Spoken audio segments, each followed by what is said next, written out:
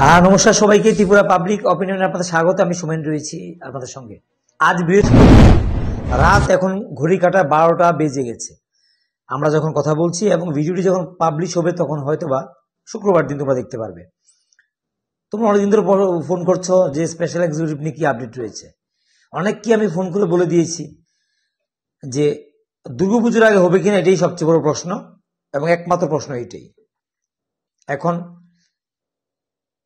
প্রশ্নের উত্তর দুটি হতে পারে, একটি ইয়েস, একটি নো, অথবা বলতে পারি না, কনফিউশন, এছাড়া কোনো উত্তর মাঝখানে নেই।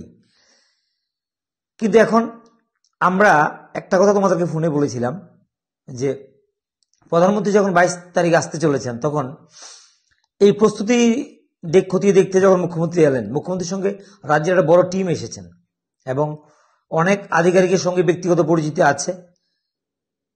এর মধ্যে আমরা আমাদের মতো করে রিলেটেড একজন আধিকারিক যিনি আছেন, ওনার সঙ্গে আমরা কথা হয়েছে। তিনি বলেছেন পার্সোনালি, সেটা আনঅফিসিয়ালি আমাকে বলেছেন যে হবে না লিস্ট আউট নাম, এটা বলা যায় না, কিন্তু হবে এটাও নিশ্চিত বলা যায় না। হতে পারে লিস্ট আউট হয়ে যেতে পারে হয়তোবা, তার জন্য অপেক্ষা করতে হবে। এখন অপেক্ষা কি পূজার আগে পর্যন্ত না পূজার পরে, সেটা বলা যাচ্ছে না। এখন এই জায়গায় আমি কি আপডেট দিব লাইভে এসে তোমাদের কাছে? শুধু ভিডিওগুলো তোমরা বলবে আমি লাইক সাবস্ক্রাইব ফলোয়ার জন্য করি, না করলে তোমাদের ফোনের জন্য আমি মোবাইল অন রাখতে পারি না।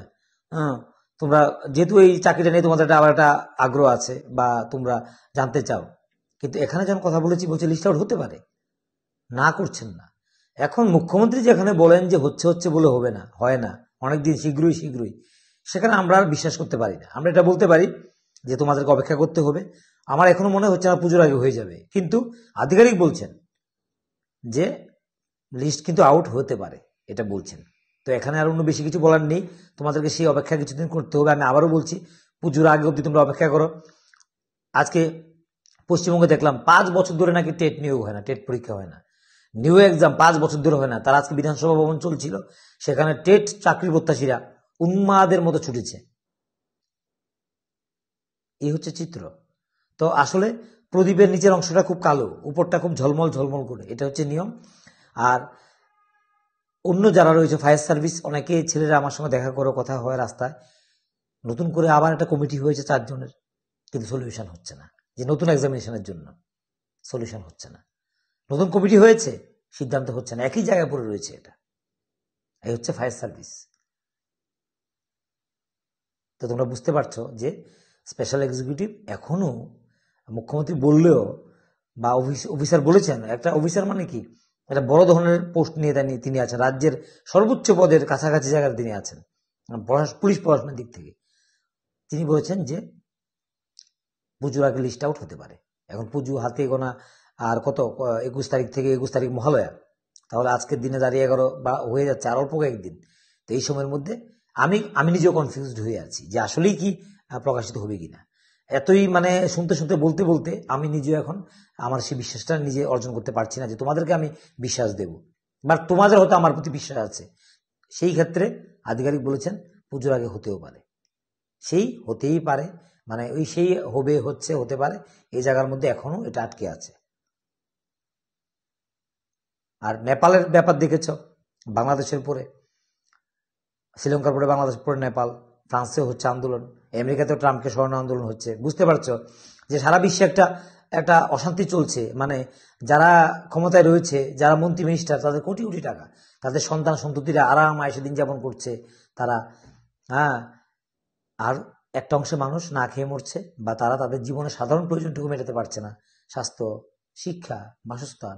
যদিও এই দেশের সরকার মানুষকে বাসস্থান দিচ্ছে, খাদ্যের অভাব নেই, তারপরেও মানুষের আরো কিছু প্রয়োজনীয়তা থাকে, বেকারত্ব রয়েছে মানুষের মধ্যে, সেগুলো নিয়েও কিন্তু মানুষ একদম খুশি, সেটা বলা যায় না।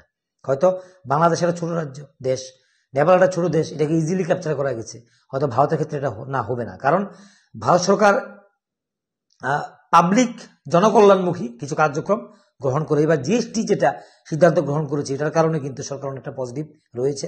না হলে জিএসটিকে কেন্দ্র করে কিন্তু ব্যবসায়ী থেকে শুরু করে সর্বত্র একটা কিন্তু অসন্তোষ পরিলক্ষিত হয়েছে।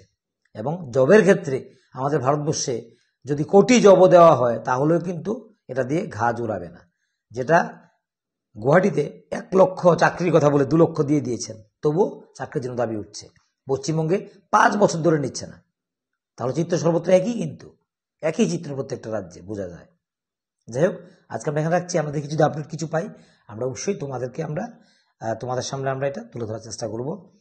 বলেছেন লিস্ট আউট হতেও পারে, কিন্তু আমার কাছে যেটা মনে হচ্ছে হওয়ার সম্ভাবনা খুব কম। যদি হয়, নেগেটিভ ধরে থাকি, এটা ভালো হবে না বলে, তাহলে মনে কষ্ট পাবো না আমরা, হয়ে গেলে তো ফাইন। এটাই হচ্ছে বক্তব্য। সবাই তোমরা ভালো থাকো। এবার পুজোর কেনাকাটা হোক জমজমাট। চলে আসুন রাজনন্দিনী শাড়ি হাবে, যেখানে শাড়ি আর পোশাকের এত স্টক, বাপরে বাপ। একটা কিনতে এসে নিতেই হলো 5-5টা, দামও কম, তার উপর থাকছে 15% ছাড়, আর সঙ্গে পাচ্ছেন লাকি ড্র কুপন, জেতার সুযোগ 2টি খাঁটি সোনার কয়েনের। অফার চলবে 27 অগস্ট থেকে 23 অক্টোবর 2025 পর্যন্ত। শাড়ি, ব্লাউজ থেকে শুরু করে ইনার গার্মেন্টস, বিয়ের সেট, কনে আর বরের জন্য, এমনকি ছোটদের পোশাকও আছে রুচিসম্মত। তাই আর দেরি না করে আগে এসে বেছে নিন আপনার পছন্দেরটা। রাজনন্দিনী শাড়ি হাব, উদয়পুর থানা কর্নার, লক্ষ্মীনারায়ণ জুয়েলারির একটু আগে। যোগাযোগ 9436131037।